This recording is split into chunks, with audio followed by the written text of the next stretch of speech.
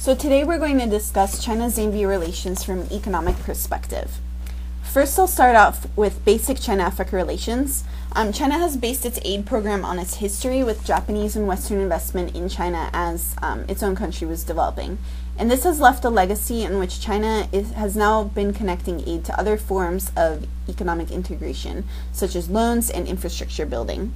However, there has been some contention because the accusations are that China is only investing in the short term and not for the long term, or that China is interested only in investing in the elites in African society, which may not be beneficial to the rest of the African populace.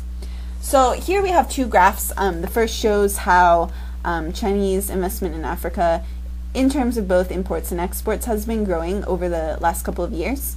And the second one shows the proportions of all Chinese outward investment, and we see that sub-Saharan Africa comprises 13.8%, which surpasses even Europe and the United States.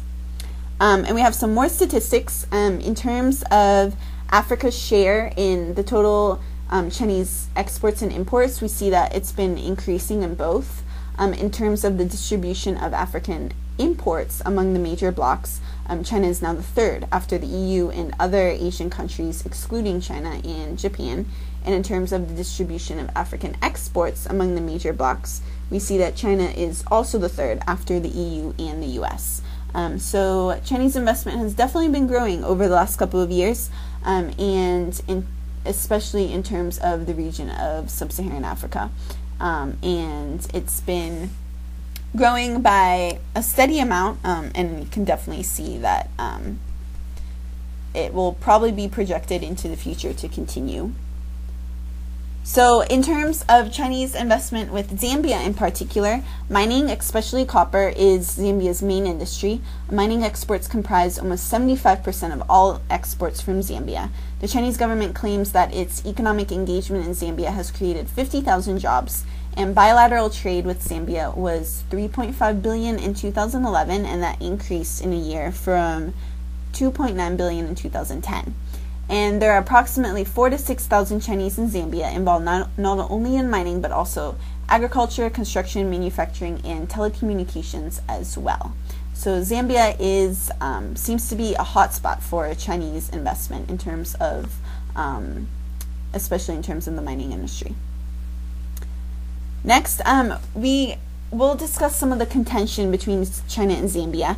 And there definitely has been contention. Zambia is probably the most contentious issue in terms of China-Africa relations. Chambishi is the name of the smallest of Zambia's copper mines, and all of these the major ones, have been foreign-owned since the IMF enforced privatization starting in the late 1990s.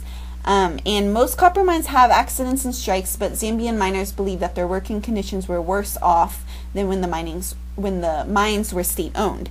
In particular, there was a 2005 explosion at Chambishi that killed 46 Zambian workers, and that was from a Chinese mine. And also at the Kolam coal mine, a Chinese supervisor was killed in 2010, a Chinese manager shot some Zambian workers later on in the year, and a Chinese manager was killed in 2012. And recently, in February 2013, the Zambian government took over this Kolam coal mine over the safety concerns. So there has definitely been a lot of strikes, protests, these explosions and killings. It is definitely one of the most contentious issues in the region.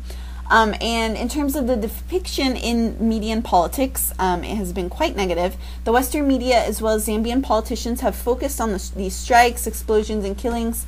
The Western media depicts these incidents as the Chinese exploiting Zambia's copper resources and abundance of labor, and in particular the 2005 and 2006 incidents became one of the biggest issues in Zambian presidential politics.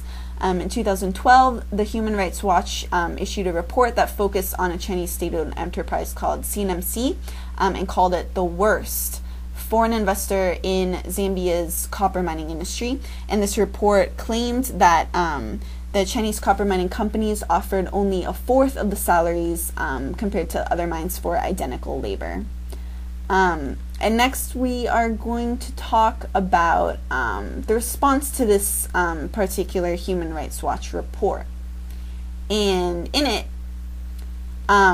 We see that fatalities are the most definite way to determine whether safety standards are lacking.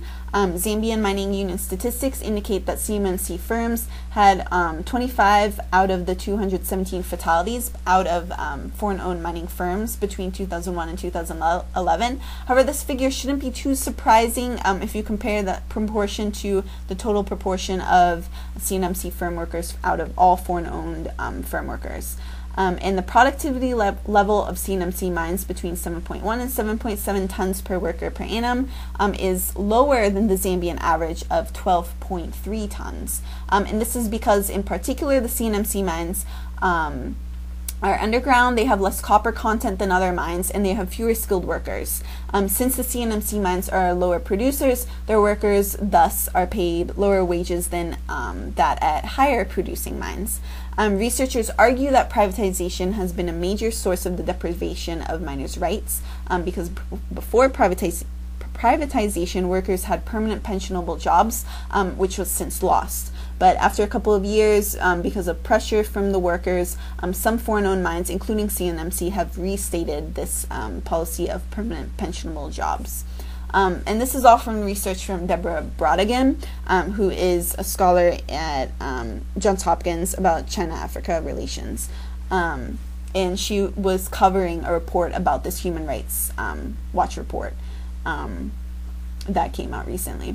So in terms of the relevance to Zambia's development, what does this mean? Why does Chinese investment in Zambia matter? So we see that the GDP has been growing in terms of the GDP real growth rate in terms of percentage and also in terms of GDP per capita. It has been growing, and this is looking at Zambia as a total, but it shouldn't be too far-fetched to see that as China has been increasing its investment, it probably correlates to GDP growth. There are other countries that are also investing in Zambia, and it's all mostly fueled by the mining industry. In terms of GDP growth in annual percentage, we see that Zambia has fared quite well in terms of comparing it to other sub-Saharan African countries, and especially in terms of after the economic crisis of 2008 and 2009. Also, in terms of industrial production growth, we see that the annual percentage has been growing in terms of manufacturing, mining, and construction, and it has been quite a steady growth over the years.